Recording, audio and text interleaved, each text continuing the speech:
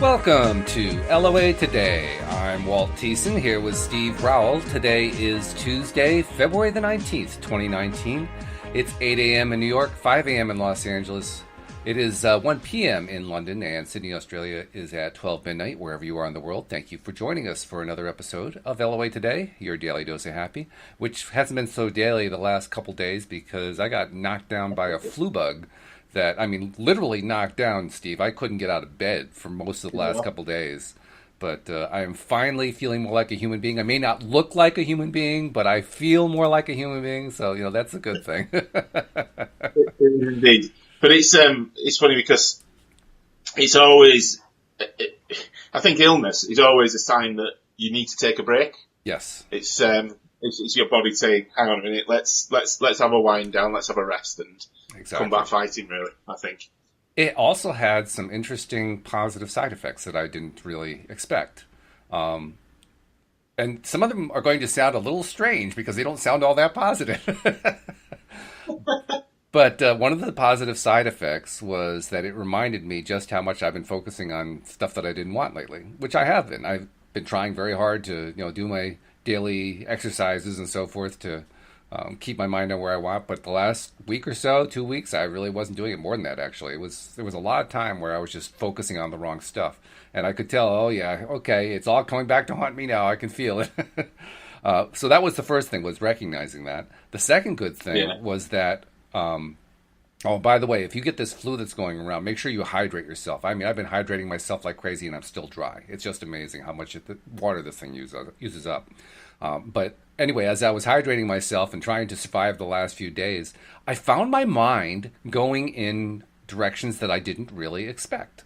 It started when I realized, well, like any of us who are deliberate creators, we know the moment that we're in a situation we don't like, it's like a red flag saying, okay, focus on what you want, stop focusing on the stuff you don't want.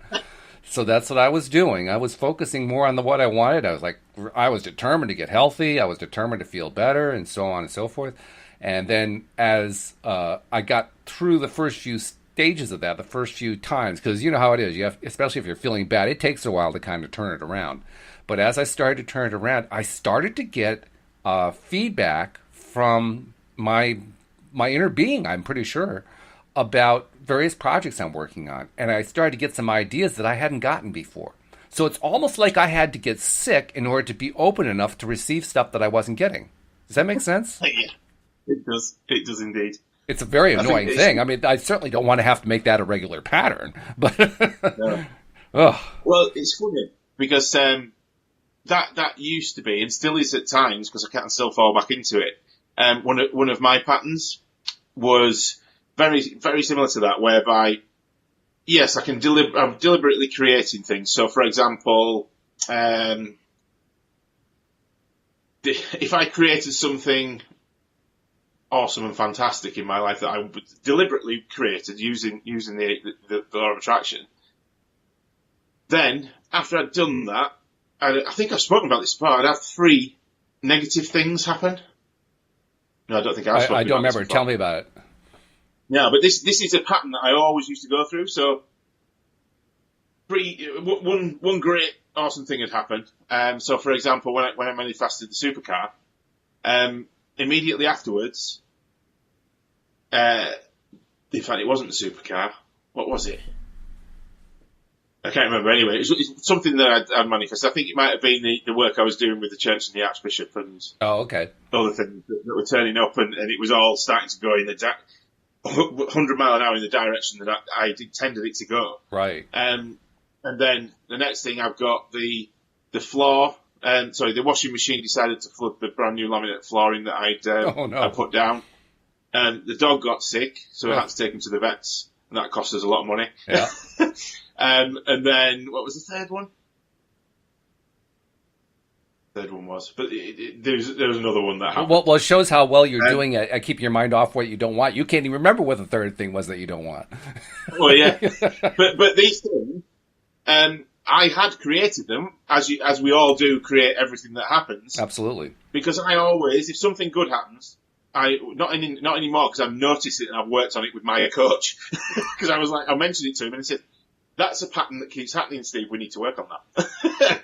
But yeah, every time something great happened, I'd have three negatives that would happen, and I'd accept that was going to happen. It wouldn't upset me as such, because I was expecting it to happen. Then I thought, once these bad things have gone and happened, then we can get back on the track to creating what we actually want.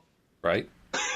It's true. I'm not saying that like it's normal, but that's not the way we normally think about things. But I'm glad to say it's the way I think about things now. You know. So we're all human. We all have these subconscious programs that we're used to running on, that we can change. So that once I noticed that was the case, because I'd never really noticed it before, and it was like, hang on a minute. I'm choosing for these three things to happen after something good turns up for me. Mm-hmm. I don't actually have to do that anymore. Right. I can choose not to. Yeah. So let's choose not to from now on. But it is that simple, but also it takes time, effort and practice to get to that point, doesn't it? I don't know if this same cliche exists in the UK, but in the US we have a cliche that the number varies, but bad things always happen in 3s or in 5s or in 6s or whatever.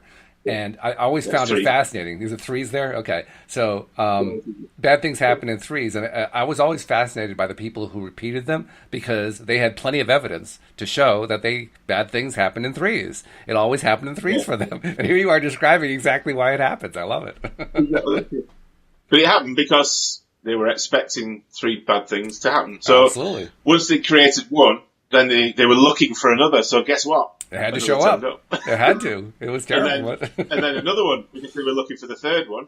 So they could say, I told you so. Yeah. But then after the third one showed up, they're not looking for any more, so nothing else happens. Yeah. Yeah, exactly.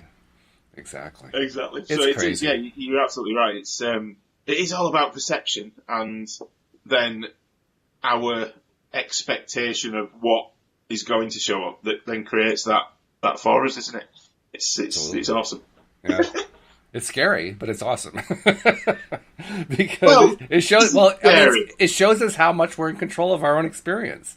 And this is it. It's kind of it's awe-inspiring. It's kind of terrifying at times because we are in control of our own experience. So it means everything we're experiencing, we did. Like, I can't get away with anything anymore. which is great because once you realise that, it makes you take full responsibility for it. Yes, exactly. And then there are no bad experiences. Yes. Because you can't put, if you've created it, you've asked for it, so you can't blame somebody else. You can't say that it's a circumstance that's caused it, or a person, or a place, or a thing. It's all down to you. So therefore, guess what? You can change it. That's and you right. Can move forward. That's exactly and it. That's where the power comes from.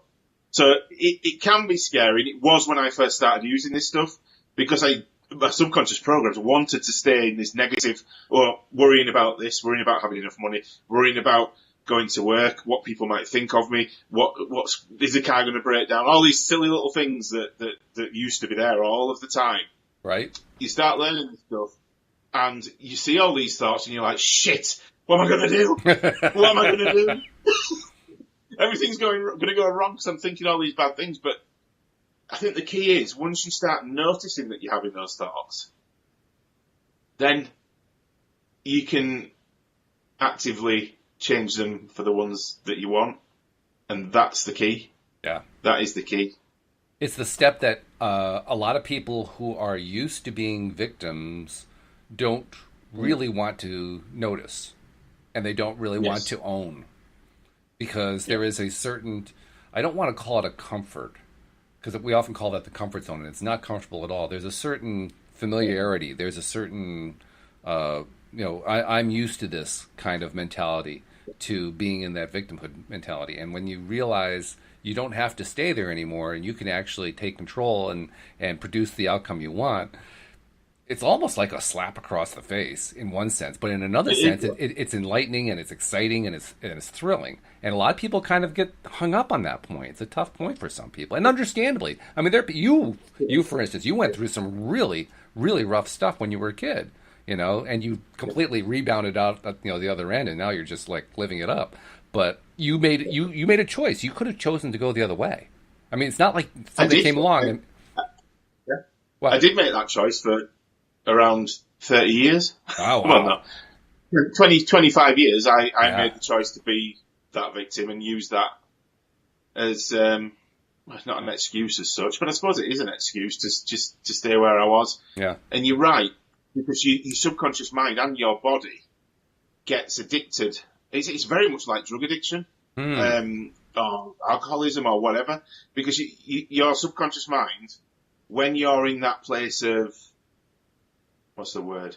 Place of anxiety, fear and sadness, whatever you want to call it, because those are all the feelings that I used to experience on a daily basis, even though nothing was happening to me at that point in time, right, because I was choosing to relive the right, experience of the past every day, right. 365 days a year. I was constantly in a place of fight and flight mode, if you like. Hmm. And it's odd too that So you describe it as a choice. For most people, when they're up against that, it doesn't feel like a choice, does it? It doesn't. it didn't for me. No, No, it but didn't for me and yet it for all is. those years. It is a choice, yeah. Yeah, But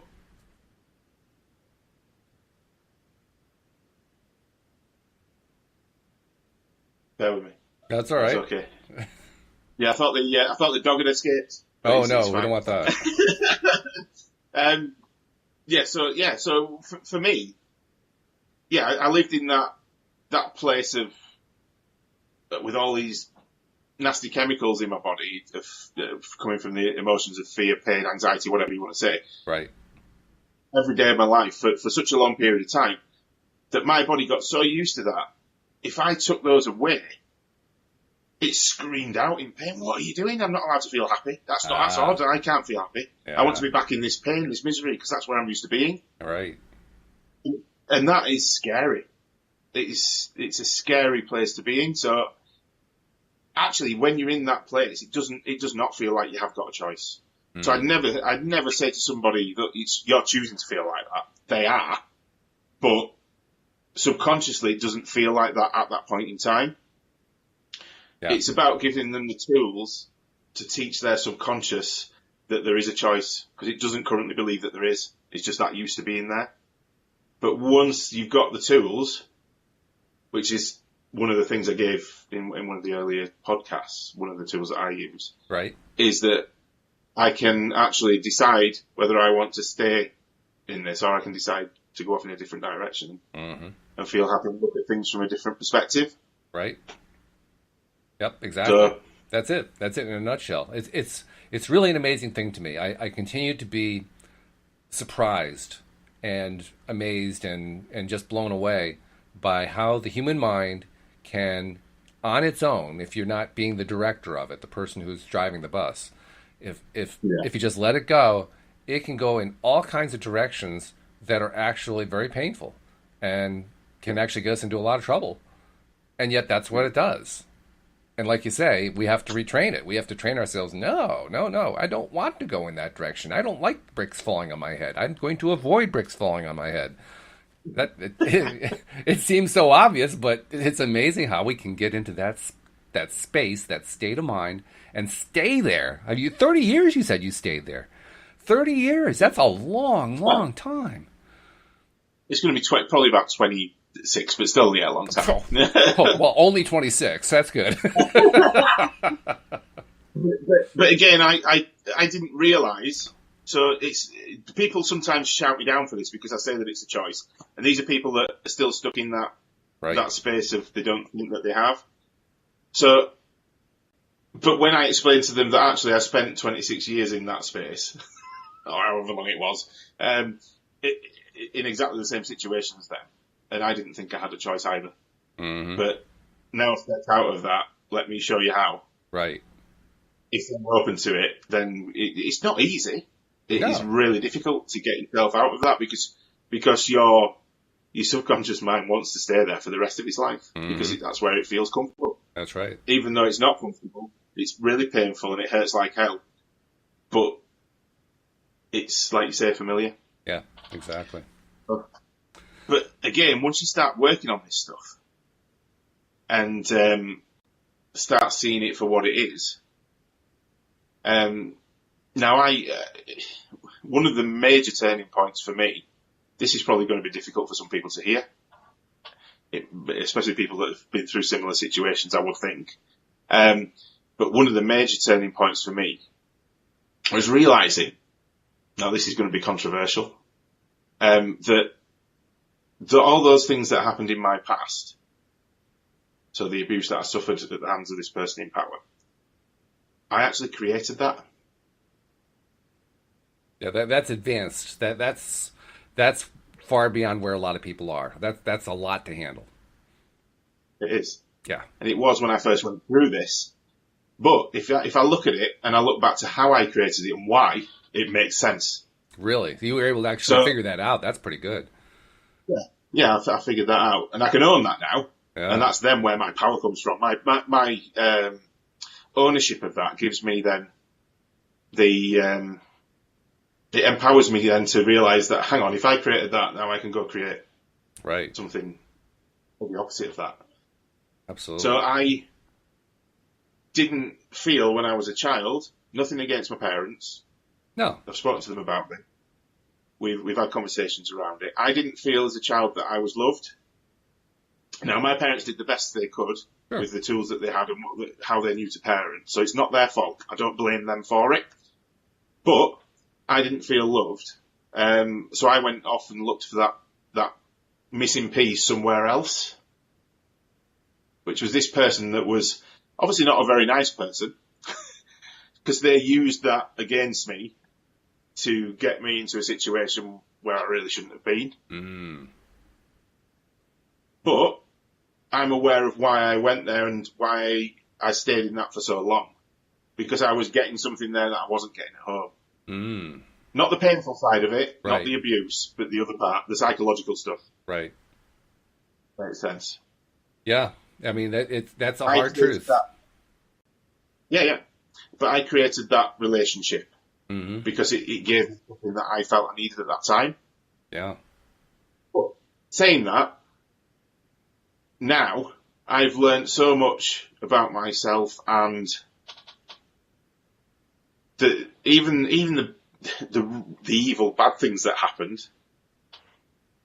I can look back at them now and I can pull positives from every situation. I think we spoke about this before, but offline, haven't we? Whereby this person would do things before I had to go and stand in front of a crowd of about 200 people to conduct a wedding. And so I'd have to come out 10 minutes after all this stuff had happened to me and stand in front of a room of 200 people, act normal, and run a full wedding ceremony as an 11-year-old boy. Yeah. The first time you told me that story, I was in tears, by the way. I don't know if you knew that, but I was in tears. Yeah, I know. But what that gave me, when I look back at it, is I've got resilience out of that. Yeah. An 11-year-old boy being able to stand in front of all those people and smile. Yeah. After those things had happened, how strong is that guy? How strong is that person? Absolutely. Absolutely. And once you realise that these things, yes, they were evil, yes, they were nasty, yes, they were hurtful and painful, but I can either allow that to eat me up for the rest of my life and keep me in a place of pain, or alternatively, I can pull the experiences out of that serve me now, because none of the bad stuff serves me now, because it's not happening right now. Right. So I don't have to. I can still, if I want to, I can still pull the emotions that I had in that room, and I can allow them to affect me. But I don't. What I'll do is I'll pull the pieces of it that I can use to serve me instead. That's the power. Yeah. So then I can move forward in a positive way every single day. Now it's taken It wasn't an overnight process to learn how to do this, by the way. It's not, I didn't No, just suddenly go, right, that's it. you don't go to the store and buy this on the shelf. Yeah. You're not going to do that anymore. Don't need that, but I'll go off and have an awesome life. No, it's not that easy. And I never would say it's that easy. It took a lot of hard work, practice, and dedication to working on myself. But it is learnable, and actually it didn't take too long to be able to do that. It's taken me a lot less time to get to where I am now than the amount of years I sat in that pain. Wow. So that's really if you great. think about it like that. Yeah. Why wouldn't anybody want to do that? Because they're familiar, because they're in that familiar place. That's why they wouldn't want to. But why would you want to is probably the better answer. Why would you want to is because you feel a whole lot better and you get control of your life and you get to actually manifest things that you want and enjoy the life that you really dreamed of having. Those are the reasons to do it. Yeah, exactly. Yeah. But yeah, I thought I'd share that because I thought it was going down that route. Yeah. We were on that sort of stuff. Well, I know you've got some news about what's going on with that too, but before we get to that, Suraj has a question. I want to make sure I get his question answered. He says, I think anxiety comes from peer pressure of a situation like that. How do you deal with the anxiety using the law of attraction? Well, anxiety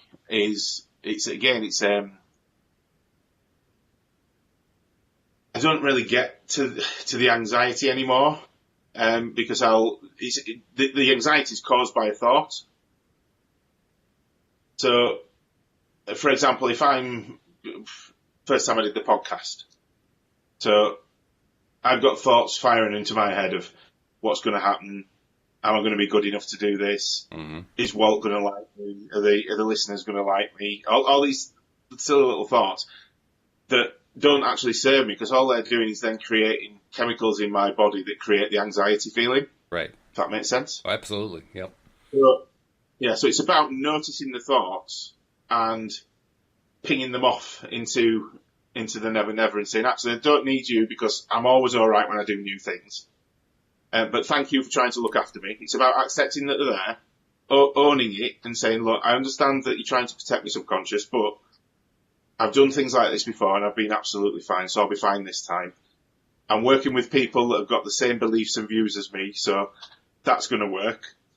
So all these different things, I'll just replace all those negative thoughts with a positive one, which then, in fact, I've just done it now. It's happening. I can feel the different feelings coming up in me. So now I've got a feeling of uplifting rather than sinking. Does that make sense? Sure. So that's how I deal with that. So I just replace them with positive thoughts that I could then be grateful for. So anxiety is really treated just by selecting which thoughts you don't like and changing them or getting rid of them. Yeah. That's it. Generally changing them, I think, rather than throwing them away. Because the danger is that you argue with your subconscious, and that's a no-no because the subconscious is still you. Right. It's actually trying to protect you. So I wouldn't advise arguing with it. But it's about accepting that it is trying to protect you, thanking it for that, but then saying, actually, I don't need you because I'm okay. Right. Did you want to talk about what's been going on in your life recently? That you've had a couple projects you're working on, and you were hinting to me earlier that there was some progress. I don't mean to put you on the spot, but did you want to talk about any of that? Yeah, we can do. I had the meeting with the chief advisor to the Archbishop of Canterbury around safeguarding in the Church of England. Right. Because my bad experience was within the church. And what I'm wanting to do, which I mentioned before, is change the whole way, or help to change the whole way that that's dealt with. So I'm wanting to change it from a reactive process where they only sort of react to people coming forward and then doing something about it, to a proactive approach where they'll go out and actively look for people and ask people to come forward for help, which hasn't happened before in the UK. So that's the project with the church. And then on the back of that, because I had the meeting, we used the offices of a charity called the Survivors Trust. Now I've spoken to them over many years throughout my process. So they don't know who I am, and the CEO of the Survivors Trust actually sat in the meeting with me and the bishop from the church. And she was she was so in awe of my story and how I handled speaking about it with them and the vision that I had. They actually asked me to be a trustee of the charity. Wow. So I'm now, officially it's going through now, but I'm going to be officially a trustee of the Survivors Trust in the UK, which is one of the biggest umbrella organisations that deals with this sort of thing in the country. Fantastic. Congratulations. That is really well deserved. Yeah. It's going to be good. It's going to be exciting about what comes of it and what we get to change. Yeah. Moving forward. It's always been a passion of mine, and now I've got all this support behind me as well, which is fantastic. Right. Absolutely fantastic. You're doing something that Joel Elston talks about, and that is taking a tremendous adversity and turning it into a huge triumph. That's exactly what you're doing, which is, that kind of flies in the face of what it is we normally expect, you know? We normally expect that if you've been through really, really difficult, painful, debilitating trials, that, you know, the most we can do is just kind of survive them and maybe put them behind us, and that's about it.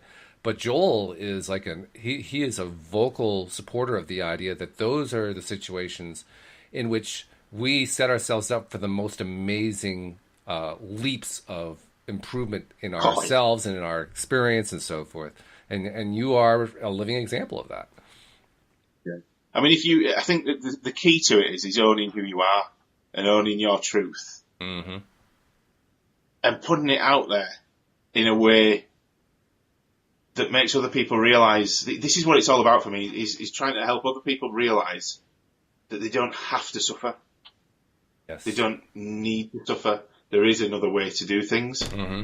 And the more people that I can get that message out to and help, then that's even if it helps just one person, that's me. I'm done. I've done what I needed to do. But I'm hoping it'll help a lot more than one. But yeah, it's like you say, once you own your own truth. When I first started doing this, I mean, I did it a while ago, but not to the extent I have now, where I've put it out on social media and I've started going down the route with the church and the Survivors Trust. It's going in national press, I think in next Sunday, possibly the Sunday after. Mm-hmm. I'm not sure which date yet, but once it's on there, I'll share it on Facebook, share it please to do. Walt, so you can get it around. And that would previously have scared the hell out of me. Because people everywhere are going to know what happened to me and who I am. But now it doesn't, I'm not in that place anymore. I'm in a place of, that's going to go out there. And if there are certain people that don't like that, then that's their problem. It's not mine. It is. And nothing's going to stop me from going down this passion and mission that I've got to get to where I want to be. I'll be writing a book soon as well about the whole story. And I think you've just given me the title. Oh, what did I give you? Trauma to Triumph. Trauma to Triumph. Ooh, yeah, that is good. I'm glad I thought I might use that. I didn't even know I said royalties. Oh, that's funny. Trauma to Triumph, though. That's a powerful title. That's a title that could get somebody's attention. Yeah. I'm gonna write that down. Okay, yeah, go ahead. Before I forget. You mentioned that this is all part of you being able to help people. And if you can help just one person, then you've triumphed. And I have a sneaking suspicion you've already helped a number of people anyway. But what you're really doing is piling on. You're actually going to be helping dozens, perhaps hundreds, perhaps even thousands of people. So yeah, I think it's safe to say you've already achieved the goal. You're piling on right now.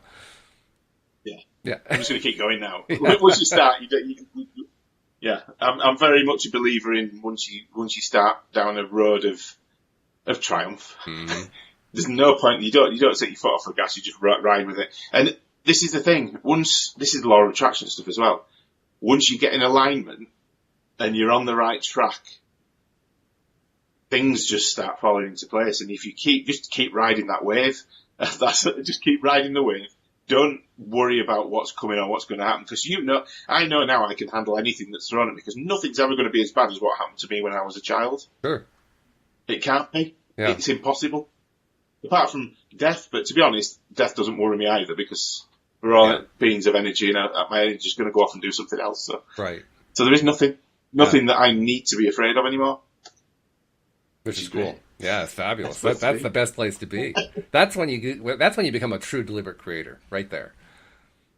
Yeah. Because that means that everything that you're doing, you're creating deliberately, which is fantastic. So, well, thank you for sharing the news. That is great news. That's exciting. It's all been about Steve. It's all been about Steve today. I feel a bit. Yeah, let's give them something else. Although have we given them something? I don't know. Well, well, we've had a number of listeners asking after my health, and thank you to those who asked. I am feeling considerably better, as I discussed at the early part of the podcast. I'm in a much stronger place. I can actually sit up for more than half an hour to an hour at a time. That's something good. I can actually walk around. Well, actually, I was walking around yesterday because we had snow, so I had to go out and push the snow off the cars and move the cars so that they could plow.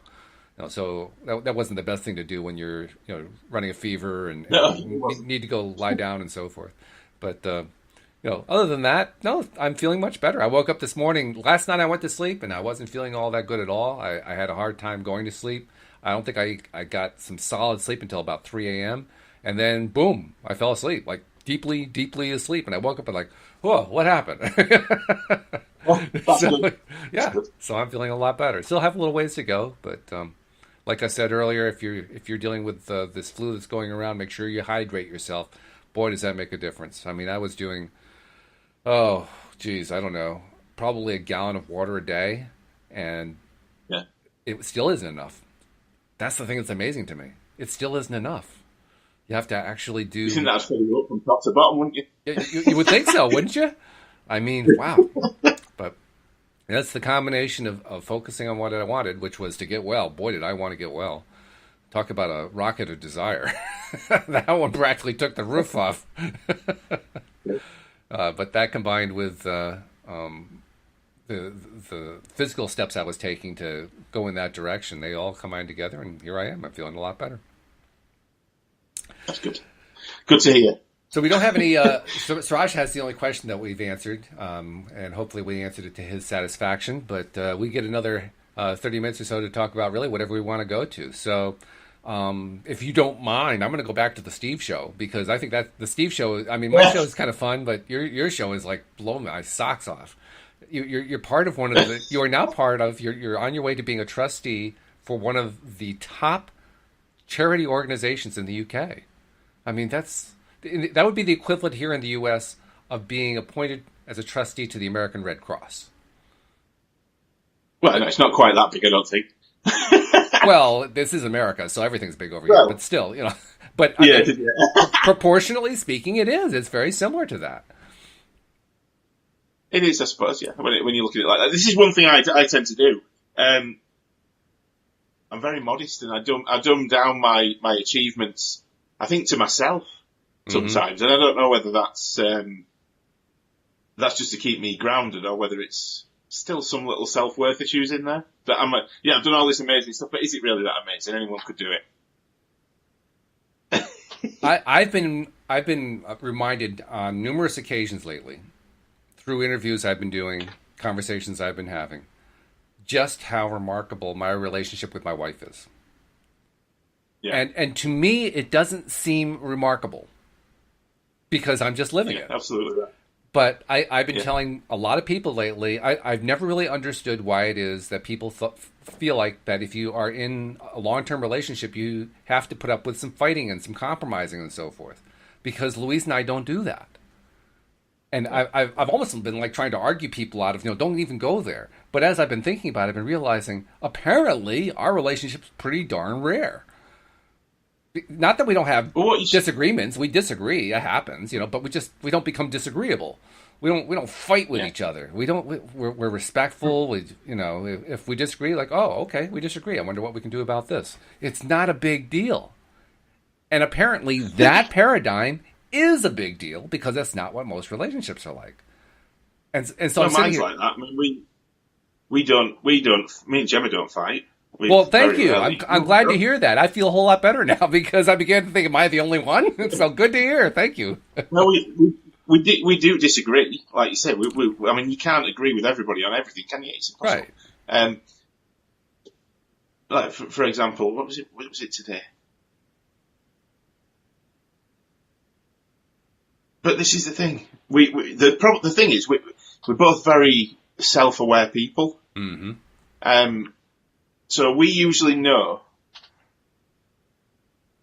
that we've done something to upset the other person's subconscious level before they do.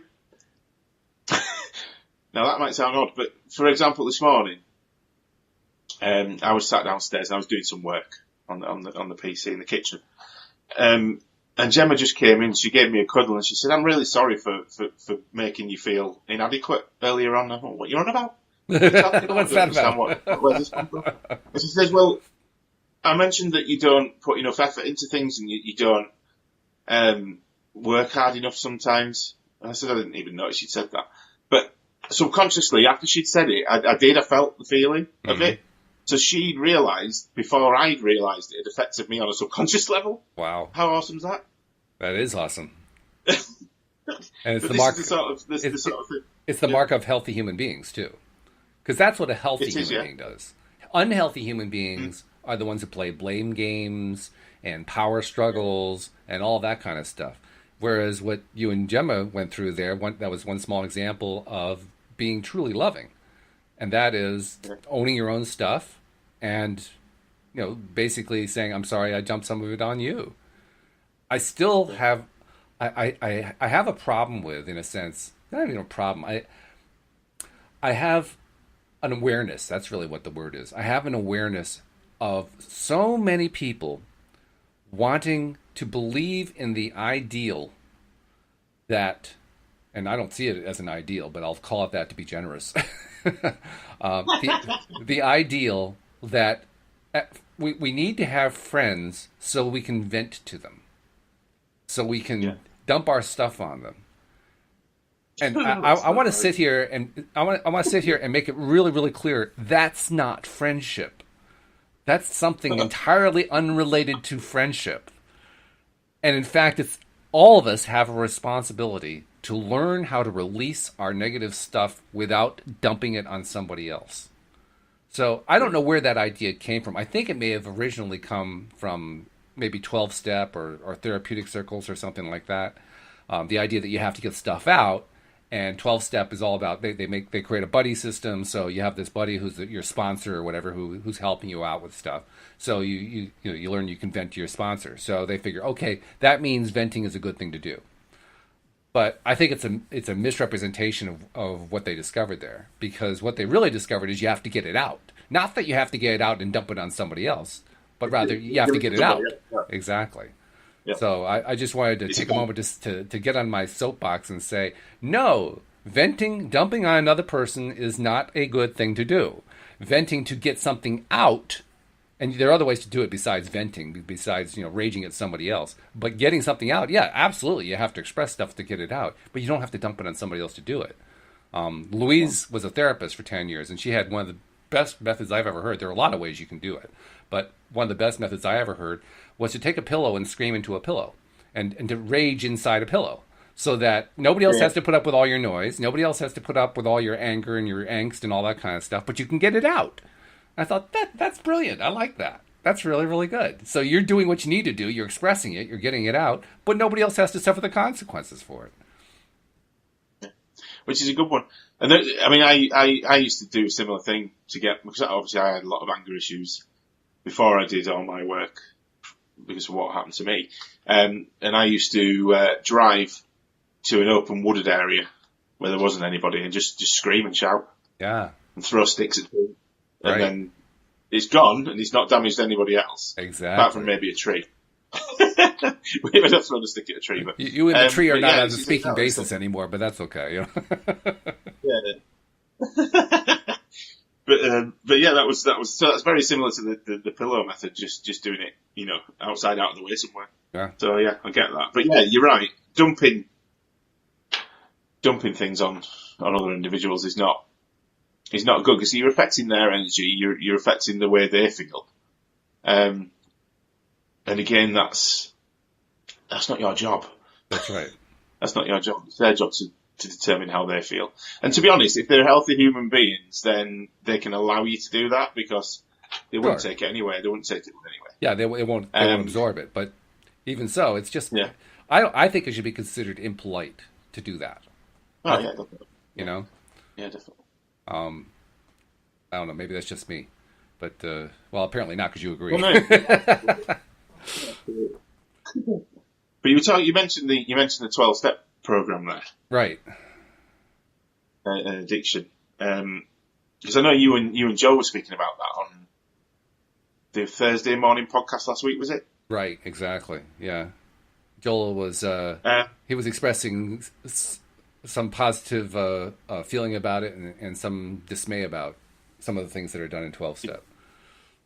Yeah, because I think well. I think the 12-step program it's okay, apart from the fact that you're surrendering. If you're an alcoholic, for example, you're surrendering to the fact that you're powerless over alcohol, and you're also surrendering your power to a higher being or God. Right. You've got no control over what you do. Yeah. Which is completely wrong, in my opinion. And the results prove it. I mean, 12-step programs have helped people, but there are so many people who have not been helped. In fact, I think Joel was citing some statistics. I think the best case was like 20% success rate. That's an 80% failure rate. I mean, even in American baseball, that's not a good batting average. I mean, that's just really poor. It is. Because they're not. The thing is, it's about, for me, any change is about taking responsibility and making a choice to, making new choices that you're fully in control of. Yeah. Because if you're giving it away, you've got no responsibility, so it's never going to work. Mm-hmm. Eventually, I think most people that do after the 12-step program, because I've been through a 12-step program in my past, and it didn't work for me. But they were trying to, it wouldn't work for me, would it? Because of what I went through as a kid, so I'm not a very religious person, as it were. Gee, I wonder why. So yeah, it didn't really work for me, giving myself up to God and a higher power and reading the Bible every day. Sort of put me off instantly. But I used to drink a lot. But the only reason I was drinking a lot when I was in my 20s was because I was covering up. I was trying to get rid of the anxiety that I had. That was my coping mechanism. Absolutely. So I wasn't doing it because I was addicted to alcohol. I was doing it because I wanted to remove and become numb to the feelings that I was having. Right. And then once I started on the other work, the real work of accepting what had happened, who I was, and the fact that I owned it and I could change it instantly. I can choose to have a drink now or choose not to have a drink. It's not an issue anymore. I don't need to drink. I didn't need to drink then. I just told myself I did because it was an excuse. Well, in a sense, you did need to drink because, like you said, you had to mask the pain. The pain was overwhelming. Yeah. But again, to be honest, the drinking didn't help. No. I didn't say that it was I didn't say it was efficacious. I just said you tried it to do that. That's all. But everything, if I look back at my past and the amount of things that came out of my mouth in regards to how I was feeling and whose fault it was and why I behaved the way that I did and the choices that I made, it was all stories and rubbish that I made up in my conscious mind to protect my subconscious programming because I was afraid of moving away from it. Yeah. It was the fear of change. It was the fear of moving outside of this norm. Right. And that all those stories that were created, because they changed all the time, because people would pick up on the fact that, hang on, that's not really real, and I'd have to then think of a new one that would serve that purpose. So I'd be coming up with these new stories all the time to serve the purpose of keeping me where I want it to be. It's just, when you look at it now, when I look at that now, it's just insanity. Just complete insanity. Mm-hmm. Well, I look at the why is it that 12-step programs manage to be successful to whatever degree they are. I mean, 20% success rate is nothing to get excited about, but at least there is a 20% success rate. So how do they manage that? You know, what's actually happening there? And while you were describing what you just described, it occurred to me that there is one thing that they were doing that was helpful. The way they described what they were doing is not helpful. But what actually happened was they said you have to surrender to a higher power. They said that you're powerless before alcohol or whatever the addiction of choice is. What they Yeah. were really doing is they were getting you to let go of just everything that you were doing up to that point because all you were really in was a negative spiral. They were getting you to let go of the negative spiral. That's why it Yeah. works, Yeah. to whatever degree it works. The problem is that because they were teaching the wrong thing, even if it worked for a moment, it didn't last very long because then you just got Yeah. into another negative spiral. Yeah. Because the subconscious always wins unless you actively change it Right. and teach it a new way of being. So you always end up spiraling back to where you used to be. Exactly. Exactly. It's interesting too, and Joel noted this on Thursday. 12 step did not come out of the therapeutic community. It did not come out of medicine. Psychotherapy didn't hardly even exist. I mean, Freud and Jung, they were about it. There wasn't a whole lot more besides those guys. There was some, but not a whole lot. And even then, most of them really had no idea what they were doing. What's that? Did it come out of the church? I think it did, didn't it? Well, it was associated with a number of churches. I don't know if it came out of any particular church.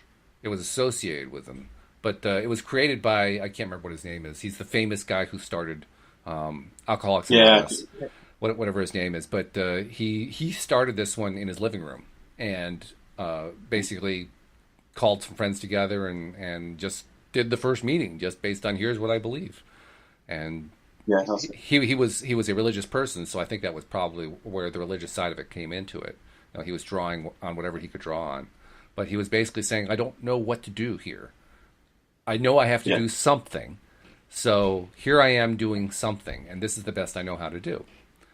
And so, looked at it from that point of view, it's actually quite remarkable that he did as well as he did. He did very well. I mean, he didn't produce something that was an end all be all, but he got a conversation started about something that was not open to conversation.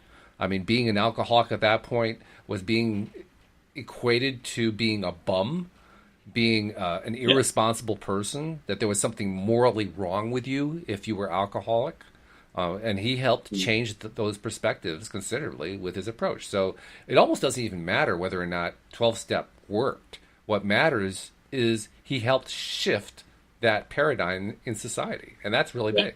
Yeah, it is. That's good. It's good that he did that because this is. I think it's the same with most. What's the word? Taboo subjects, isn't it? That they will stay a taboo subject until somebody takes the initiative to speak about it and look at it in a different way. Right. Which is the avenue I'm going down with the abuse stuff. That's what I'm trying to do. So it's a similar sort of thing, really, to change the norm and the what's the word? I don't know. Change the perception of the whole. It's looked at and dealt with, rather than it just being can't talk about that. Oh no, shun that away. Let's not. No, we don't want to go there. Right. Because that's what it's like now. Yeah, I don't know what it's like in the States. Is it a similar sort of situation with it? Oh, yeah. Well, I can give you a perfect example of it. Now, of course, if you look at the various Christian churches, there are a number of churches now, particularly here in the U.S., that have sex abuse scandals going on. Catholic Church has had one for quite some time. About, I don't know, six to 8 months ago, something like that, there was a major report put out about the Catholic diocese in Pennsylvania, and that led to a bunch of other reports and hundreds of priests being accused of violating kids and so forth. There's also, just in the last month or two, there was I think it was in the last month, there was a report that similarly came out about Southern Baptists, which is also very, very big here in the United States. And another couple hundred Baptist pastors being accused. There's a movie that came out about one particular pastor. And this is really interesting in that he is accused and has long been accused of running a cult. And the Right. reason that he's running a cult, there's even a movie that came out about this guy. He's a really horrible human being. But there's a movie came out about what he did. And the reason it's a cult is because he abused children. At least that's the message, Right. the overt message that they're giving. Now, the covert message may be a little bit different, and when you see the movie, it may be a little bit different. I'm not going to look at the movie. I don't really want to watch that. But but nevertheless, that's what the advertising is telling us, that he was this horrible monster, and that he was running a cult because he was abusing people. And I find that fascinating because, to me, that's trying to smooth over the abuse of the other churches. That's like trying to say, well, when you're running something like that, you're really running a cult. Not that the Catholic Church is a cult, not that the Southern Baptists are a cult. There's also Orthodox Judaism. They were having this big deal, too, with abuse within their circles. So there have been a number of them like that. But they're not cults. The real problems are the cults. That's what the underlying message is here. And if it weren't for the cults, we wouldn't have all this stuff. So... But that's what it adds up to. But you're right. You're right to laugh at it. I mean, it's laughable. It's sick and it's laughable, all in the same thing.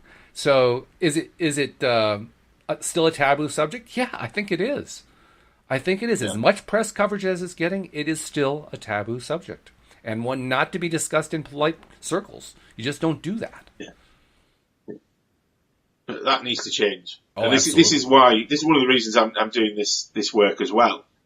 Because my thinking behind it and the intention that I've set for it is that it's going to be that talked about, and it's going to be that easy. I want it to be that easy eventually for people that it has happened to in the past to come forward.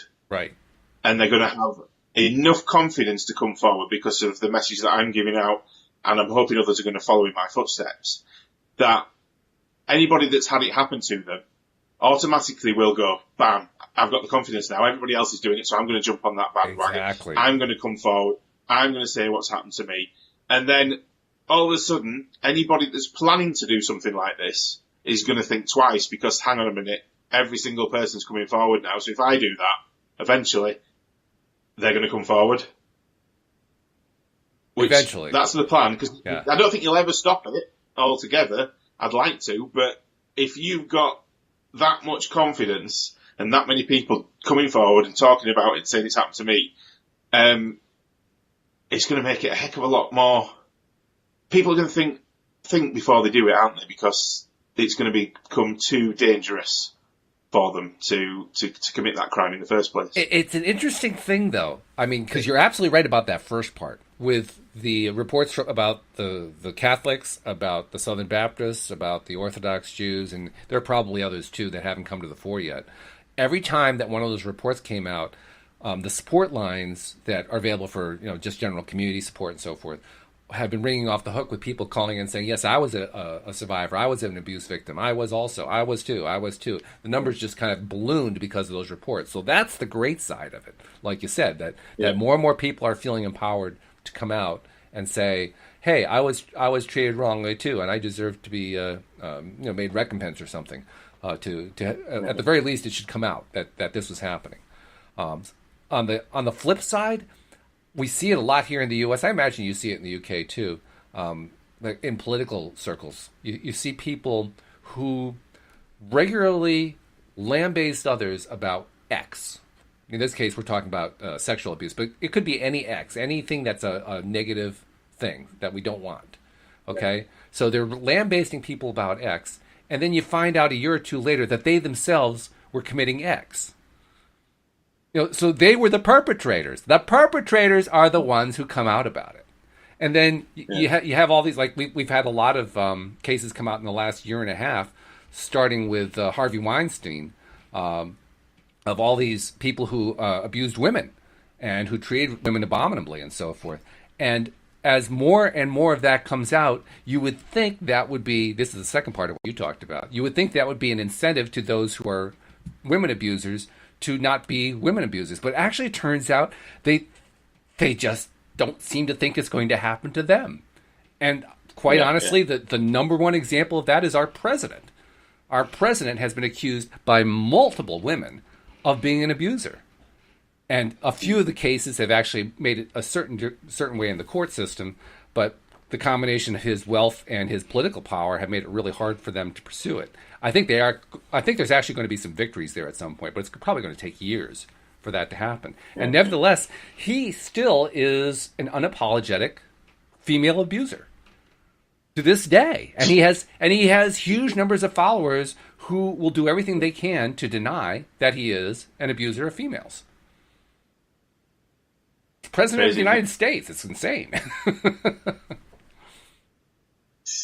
So, see, I didn't know that because I don't watch the news, so I didn't know that. Oh yeah, well, one of the reasons this whole I don't want to go into the politics too much, so I won't go down this road too far. But one of the reasons that he's been involved in all these scandals is because it has come out that he ordered his fixer attorney, as he's called, Michael Cohen, to make payments to hush people up, to hush up his victims.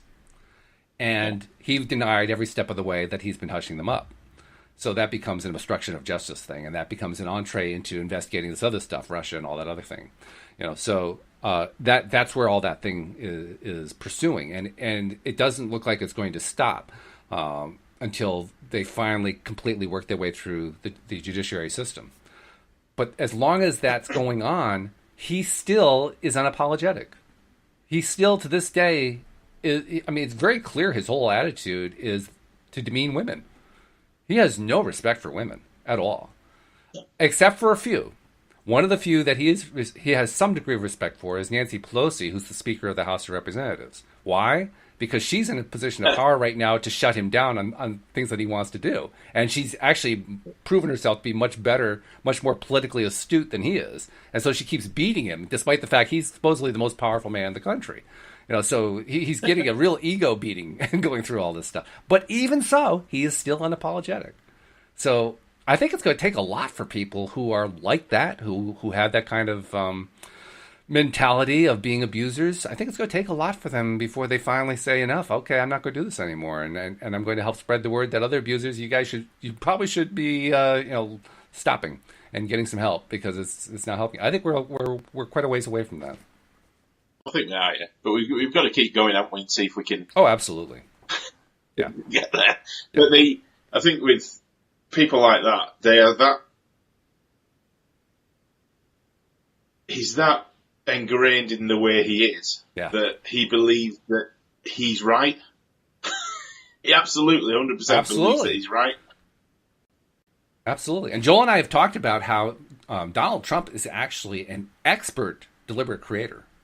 He's really very good at it. I mean, he makes choices that make both of us wretch, but nevertheless, the choices that he goes after, he has no problem turning into deliberate creation, manifesting stuff. He is really good at it. I don't think he understands necessarily how law of attraction works. I know that there is a picture of him with Esther and Jerry Hicks many years ago.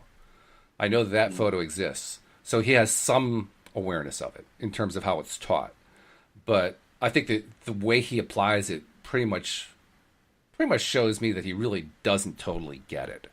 I think he really doesn't believe that if he puts out stuff that is harmful for others, it's going to come back and harm him. I don't think he sees that. But we will see. That's the ego, isn't it? He's very egotistical. Yes. Anyway, that's enough about Trump. Yes, sorry. I normally don't go down that path, but it was such a perfect connection because he is an abuser. Yeah, it was. Yeah. Before we go, sorry. It always seems to be people in power, doesn't it? Oh, of course. Yeah. Well, that's why they get there. Abuse of power. Yeah. Absolutely. Before we go, you are, among other things, a life coach. You have actually worked with people who have been through similar stuff with you. In case someone who's listening has been through something like that and needs somebody to talk to, how do they reach out to you? They can either message me through Facebook at Steve Rowell. They can visit my website, which is www.dolifeonpurpose.com. That's getting some maintenance done now, so it might not work. Or they can hit me up on Instagram at steve.rowell. So any of those avenues, if you find me on there. I mean, you can click on the link through Facebook anyway, because my name's in there on the comments, in the list, isn't it? So they can find my profile through that. Yep. Yep. But yeah, anybody that needs to chat about anything like this, it might not be an easy conversation, but it might be a conversation that you're ready to have. By all means, get in touch. And if you are ready to have that conversation, please have it, because that's how you become a better deliberate creator, and that's how you get the life you want instead of the one you've been suffering through. So, Indeed. well, thank you for sharing. You helped me feel a little bit better than I was even feeling this morning when I got up. I mean, I felt a lot better from this flu I've been battling, but just talking about this stuff even made me feel better, which is strange. I mean, we're talking about abuse, but we're also talking about healing from abuse and getting past it. Yeah. And not letting it govern us anymore. And that's very positive. So thank you for sharing. No, my pleasure. It's been great again. So I'll see you on Thursday. Absolutely. We'll talk on Thursday. And we'll see all of our friends who are listeners as well here on All the Way Today. Goodbye, everybody.